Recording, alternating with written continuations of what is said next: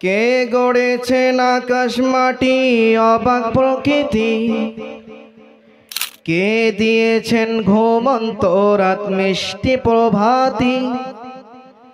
কে গড়েছেন আকাশ মাটি অবাক প্রকৃতি, কে দিয়েছেন ঘুমন্ত রাত মিষ্টি প্রভাতী। বিশ্ব নিখিল কোন মহানের ক্ষমতার অধীন, বিশ্ব নিখিল কোন মহানের ক্ষমতার অধীন। রব্বুল আলামিন আমাদের রব্বুল আলামিন, রব্বুল আলামিন আমাদের রব্বুল আলামিন। কে দিয়েছেন সাগর নদী ভরা এত জল, কার ইশারায় অনন্তকাল পাহাড় বিচল। কে দিয়েছেন সাগর নদী ভরা এত জল, কার ইশারায় অনন্তকাল পাহাড় বিচল। কার ছোঁয়াতে বুলবুলিরা ছুরবি চড়ায়, মিষ্টি সুরে বুলবুলিরা কার মহিমা গায়। কে ঢেলেছেন মায়ের কোলে শান্তি সীমাহীন, রব্বুল আলামিন আমাদের রব্বুল আলামিন, রব্বুল আলামিন আমাদের রব্বুল আলামিন। কে দিয়েছেন মুখের ভাষা কণ্ঠে ভরা সুর, জ্ঞানের আলোয় কে গড়েছেন অজ্ঞতা বিদূর। কে দিয়েছেন মুখের ভাষা কণ্ঠে ভরা সুর, কে দিয়েছেন জ্ঞানের আলোয় অজ্ঞতা বিদূর। কে পাঠালেন পথ দেখাতে রাসূলে রহমত, কার করুণায় আমরা পেলাম ঈমানি তাকাত। কে দিয়েছেন জীবন বিধান কুরআনুল কারীম, রব্বুল আলামিন আমাদের রব্বুল আলামিন, রব্বুল আলামিন আমাদের রব্বুল আলামিন। সম্মানিত উপস্থিতি ও আজকের এই মহতি জলসার উপবিষ্ট ওলামায়ে কেরাম, সর্বাগ্রে সেই করুণাময়ের প্রশংসা করি যেই আল্লাহ সুবহানাহু ওয়া তাআলা আমাদিগকে তথা সকলকেই এই দ্বীনি মজলিসে বসার জন্য তৌফিক দান করেছেন। তাই সকলে বলুন আলহামদুলিল্লাহ। শুধু আলহামদুলিল্লাহ বলে শেষ নয়, তেনার পরে পরে মহাত্মা মহাপুরুষ ওবাই জাহানের বাদশাহ, মানব কল্যাণের পথ প্রদর্শক জনাবে গুরু মুহাম্মদুর রাসূলুল্লাহ, সকলে বলুন সাল্লাল্লাহু আলাইহি ওয়াসাল্লামের উপর শত সহস্র শান্তির ধারা বর্ষিত হোক, যথা আল্লাহুম্মা সাল্লি আলাইহি আল্লাহুম্মা বারিক আলাইহি। সম্মানিত উপস্থিতি, এই সংক্ষিপ্ত সময়ে যে বিষয়ে আপনাদের সামনে কথা বলবো সে বিষয় হলো সব থেকে পৃথিবীর বুকে যেই ইবাদত, যে করণীয় প্রত্যেকটা নর নারী, বাচ্চা থেকে নিয়ে বুড়ো থেকে নিয়ে মেয়ে ছেলে সবারই প্রয়োজন, সেই বিষয়টি হচ্ছে কি সালাত। সর্বপ্রথম আল্লাহ সুবহানাহু ওয়া তাআলা আমাদেরকে এই পৃথিবীর জমিনে পাঠালেন, তার একটি মাত্র উদ্দেশ্য রয়েছে। কারণ আল্লাহ সুবহানাহু ওয়া তাআলা আমাকে আপনাকে তথা পৃথিবীর সকল মানব জাতিকে এই পৃথিবীর জমিনে কেন পাঠিয়েছেন তার উদ্দেশ্য রয়েছে। কারণ উদ্দেশ্য ছাড়া আল্লাহ সুবহানাহু ওয়া তাআলা আমাকে আপনাকে এই পৃথিবীর জমিনে পাঠাননি। তাই আল্লাহ সুবহানাহু ওয়া তাআলা সূরা জারিয়াত আয়াত নম্বর 56 বলছেন, ওয়ামা খালাকতুল জিন্না ওয়াল ইনসা ইল্লা লিয়াবুদুন। আমি জিন জাতি এবং মানব জাতিকে সৃষ্টি করলাম একমাত্র আমার ইবাদত করার জন্য। আল্লাহ সুবহানাহু ওয়া তাআলা আমাকে আপনাকে তথা পৃথিবীর সকল মানব জাতিকে সৃষ্টি করলেন একমাত্র আল্লাহ সুবহানাহু ওয়া তাআলার ইবাদত করার জন্য। তাহলে আমাদের মনের মাঝে প্রশ্ন জাগে যে আল্লাহ সুবহানাহু ওয়া তাআলার আমরা প্রশংসা কেমন করে করব, আল্লাহ সুবহানাহু ওয়া তাআলার আমরা কেমন করে আনুগত্য করব, আল্লাহ সুবহানাহু ওয়া তাআলার কেমন করে আমরা নিকটবর্তী হব। তাহলে সম্মানিত উপস্থিতি, এই পৃথিবীর জমিনে এই ভূমণ্ডলের পথে যতগুলি ইবাদত আছে, ইবাদতের জগতে যত ইবাদত রয়েছে, সবথেকে মূল of the head of the department, head মূল যে ইবাদত রয়েছে তার নামই হচ্ছে সালাত বা নামাজ। তাহলে সম্মানিত উপস্থিতি, আল্লাহ সুবহানাহু ওয়া তাআলার নবী মুহাম্মদ সাল্লাল্লাহু আলাইহি ওয়াসাল্লাম বলছেন, ক্বালা রাসূলুল্লাহ সাল্লাল্লাহু আলাইহি ওয়াসাল্লাম, মান তারাকাস সালাতা মুতাআম্মিদান ফাকাদ কাফার। যে ব্যক্তি এক ওয়াক্ত নামাজকে, এক টাইমের নামাজকে জেনে বুঝে ছেড়ে দিবে, সে আল্লাহ সুবহানাহু ওয়া তাআলার সঙ্গে কুফরি করবে।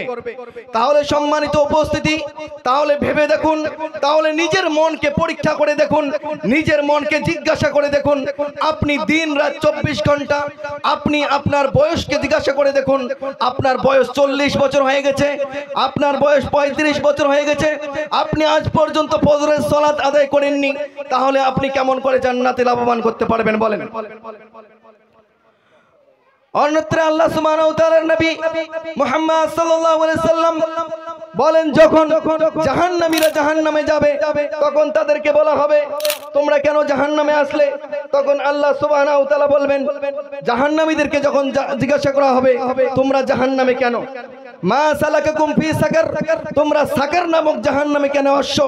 তখন তারা কি বলবে? আমরা দুনিয়াতে সালাত কায়েম করতাম না। তখন কি বলবে তারা? নামলাকুম মিনাস সালাত, আমরা কি করতাম? আমরা সালাত আদায় করতাম না। তাহলে সম্মানিত উপস্থিতি, তাহলে বোঝা গেল যে ব্যক্তি সালাত কায়েম করবে না, যে ব্যক্তি নামাজকে ছেড়ে দিবে, সে কুফরি করবে আল্লাহর সঙ্গে, সে কখনো জান্নাতে যেতে পারবে না। কারণ আল্লাহ সুবহানাহু ওয়া তাআলা বলেন সূরা আনকাবুত আয়াত নম্বর 45, সেখানে বলেন, ইন্নাস সালাতা তানহা আনিল ফাহশাই ওয়াল মুনকার ওয়ালা যিকরিল্লাহি আকবার। আল্লাহ সুবহানাহু ওয়া তাআলা বলছেন যে নিশ্চয় সালাত, নিশ্চয় নামাজ অবৈধ কাজ থেকে সরে রাখে এবং আল্লাহর জিকির সবথেকে বড় জিকির। তাহলে আল্লাহর জিকির আমরা কি মনে করব? আল্লাহর জিকির সবথেকে বড় জিকির এটা হলো আল্লাহ সুবহানাহু ওয়া তাআলার আনুগত্য করা। সালাতের মাধ্যমে সবথেকে আল্লাহ সুবহানাহু ওয়া তাআলার আনুগত্য করা সবথেকে বেশি হয়। তাহলে বোঝা গেল যে ইবাদতের জগতে সবথেকে মূল ইবাদত, সবথেকে বড় ইবাদত হচ্ছে সালাত বা নামাজ। তাহলে আমরা যদি সালাত কায়েম না করি, আমরা যদি সালাত কায়েম না করি, অন্যত্রে আমরা যদি অন্য কোনো আমল করি, আমরা পর্দা করে চলি, হজ যাকাত করি, আমরা কি করি? দান খয়রাত করি, আমরা অনেক কোনো ভালো কাজ করি, এবারে আমরা সালাত কায়েম বা নামাজ কায়েম না করি, তাহলে আমাদের সবগুলো কি বৃথা, সবগুলো নষ্ট হয়ে যাবে। তাহলে আল্লাহ সুবহানাহু ওয়া তাআলার নবী বলছেন যে একজন মানুষ যখন নামাজ পড়বে বা সালাত কায়েম করবে, তার সালাতে তিনটি ভাগ রয়েছে, তিনটি স্তম্ভ রয়েছে। কেমন সালাতের স্তম্ভ? একটি হচ্ছে কি? আত-তুহুর। আত-তুহুর শব্দের অর্থ হচ্ছে পাক পবিত্রতা। আপনি যখন সালাত কায়েম করবেন তখন সর্বপ্রথম নিজে কি করবেন? পবিত্র হবেন। এবারে আপনার পোশাক পবিত্র লাগবে, এবার আপনার জায়গা পবিত্র হতে হবে, নচেত আপনার কি হবে না? সালাত কায়েম হবে না। তাহলে সম্মানিত উপস্থিতি, আমরা বুঝতে পারলাম যে সালাত কায়েম করতে গেলে, নামাজ পড়তে গেলে আমাদের তিনটি শর্ত পালন করতে হবে। এক, আত-তুহুর, সেটা হলো কি? পাক পবিত্র থাকা। আপনি যদি পাক পবিত্র না থাকেন তাহলে আপনার সালাত আদায় হবে না বা গ্রহণযোগ্য হবে না। দুই, আপনি যখন সালাত কায়েম করবেন আর রুকু, যখন আপনি রুকু করবেন, রুকু যদি আপনার সঠিক না হয় তাহলে আপনার সালাত বাতিল বা আপনার নামাজ বাতিল।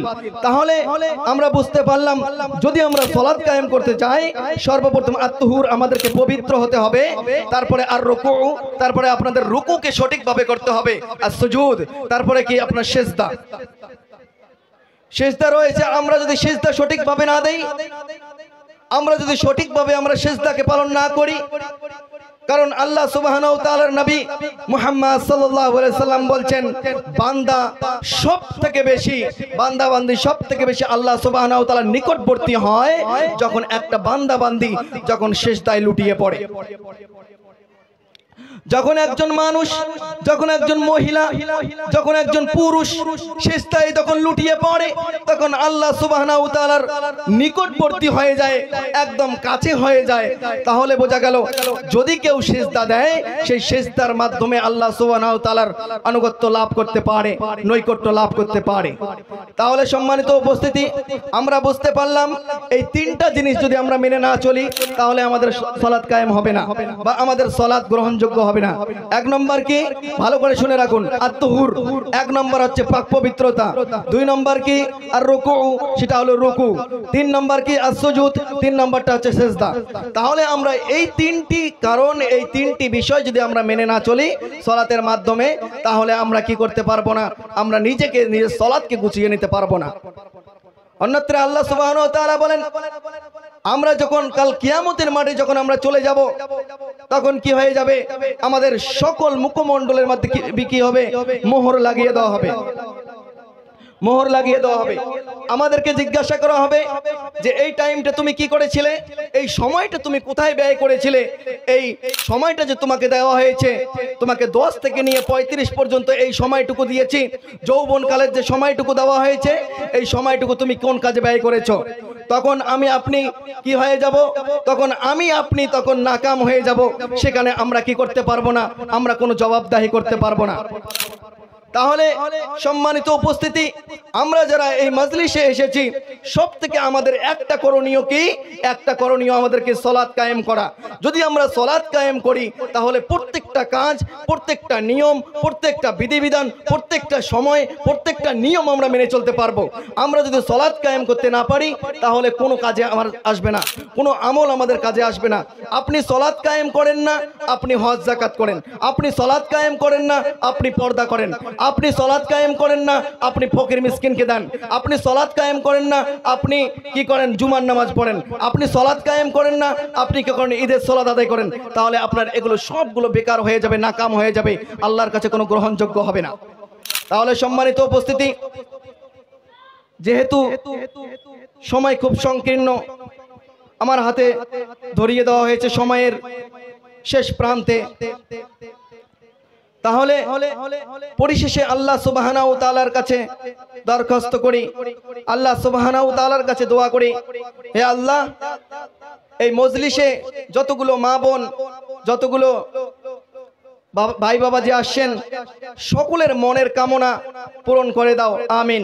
এবং আল্লাহ সুবহানাহু ওয়া তাআলা আরো একটি আরজি, যে সকলকে মরার আগ পর্যন্ত, মৃত্যু পর্যন্ত 5 ওয়াক্ত সালাত সঠিকভাবে কায়েম করতে পারি, আমিন। ওয়া আখিরি দাওয়ানা আনিল হামদুলিল্লাহি রাব্বিল আলামিন। আসসালামু আলাইকুম ওয়া রাহমাতুল্লাহি ওয়া বারাকাতুহু।